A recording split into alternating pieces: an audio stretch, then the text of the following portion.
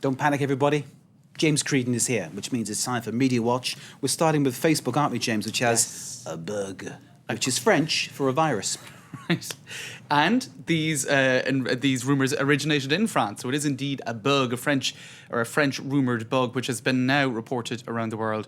And the bug that is claiming to have appeared is your private messages are published on your Facebook feed. So this is messages you would have sent in private to somebody, as you do when you email them, that are now, according to some, published on their wall, going back to about 2009. So that's obviously a little bit embarrassing, because if they were private messages, they were probably private for a reason, or you might have put them on your wall, you know. So this has created a lot of scandal. Facebook are denying the story. They're saying this is confusion over the new timeline feature, which indeed does make older messages more accessible to users nowadays. The timeline basically allows you to scroll back down through messages, public messages on people's walls, as we're using Facebook lingo here, going back to 2009, 2008.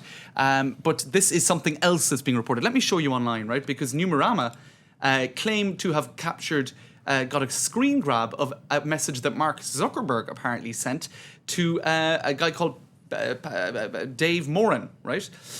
He's the founder of Path, which is a company. And this is a private message that apparently has appeared, going back to 2009, on his wall. You've got people on the website TechCrunch saying that they can see messages. I checked a couple of friends' profiles and mine, says this commentator here.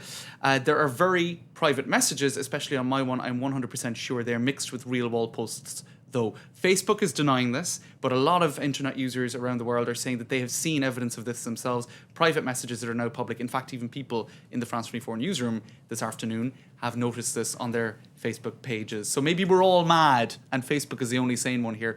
But this would be pretty bad news, right? Because let's take a look at the Slate headline: "The day I lost confidence in Facebook." And indeed, Facebook relies a lot on the confidence of its users in terms of protecting data that they have a lot of on you and keeping it to some degree private. Another Twitter user here saying, "Dear Facebook, thanks for a nice trip down memory lane. Not sure I wanted to see all those private messages from 2007 on my wall, though." So as I said, you know, denied by Facebook. They're saying it's the whole timeline confusion, but they may have some questions to answer yet.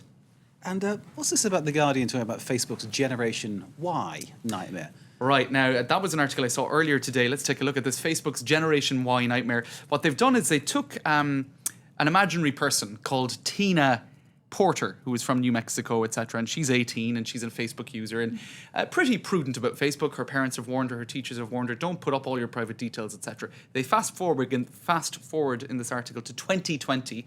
She's applying for a job at a law firm, and the law firm acquired the services of a company called Narrative Data Incorporated. Now, Narrative Data Incorporated, what they do is data mining. So they've accumulated all sorts of information from people's Facebook profiles, from LinkedIn, etc., using, I suppose, and then they get linguists, mathematicians, statisticians, psychologists to analyze it using algorithms and all sorts of stuff. This is the future. This is 8 years down the line, right? So they imagine the scenario where the HR person is in the room. They're looking at a stack of CVs that have been gleaned by so basically they narrative can snoop data. on you. They can snoop on you thanks to Facebook. That's right, but not alone that, right? They for example, what they're imagining is they could determine your health based on if you've been quieter on Facebook for, you know, let's say 1 week a month, you're that little bit quieter. Do you have kind of monthly migraines? There will be perhaps algorithms that will be able to analyze the language you use on Facebook, cross-reference with other people who might have been confirmed to have migraines.